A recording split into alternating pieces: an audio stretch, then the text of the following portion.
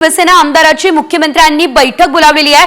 आज दुपारी ही महत्त्वाची बैठक वर्षा किंवा नंदनवन या ठिकाणी होणार ही माहिती सूत्रांनी दिली आहे। या बैठकीत मुख्यमंत्री जागा वाटप याशिवाय महायुतीमधील आपल्या सहभाग या संदर्भात आमदारांना मार्गदर्शन करतील।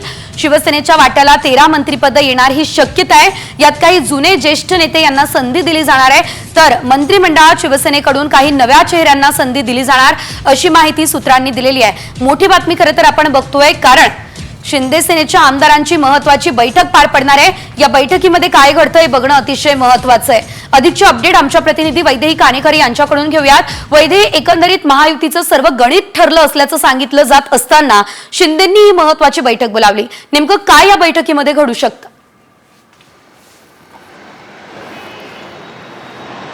नक्कीच आपण बघतोय की मंत्रिमंडळामध्ये सहभागी होण्यापूर्वी शिंदे सेनाची बैठक महत्त्वाची मानली जाते। एकनाथ शिंदे आपल्या आमदारांची ही महत्त्वाची बैठक घेणार आहे। ही बैठक वर्षा नाही तर नंदनवन या दोन्ही ठिकाणी कुठेही होऊ शकते। मात्र अद्यापही अनेक आमदारांना निरोप जे आहेत ते पोहोचायचे आहेत, त्याच्यामुळे नक्कीच ही बैठक जी आहे ती जरा उशिरानं देखील होऊ शकते। एकूण जर बघितलं तर 13 मंत्रिपद खरं तर शिवसेनेला मिळण्याची अपेक्षा आहे आणि या मंत्रिपदावरून शिवसेनेमध्ये कुठल्याही पद्धतीची रस्सीखेच होऊ नये, नाराजी नाट्य रंगू नये, यासाठीची ही बैठक महत्त्वाची मानली जाते।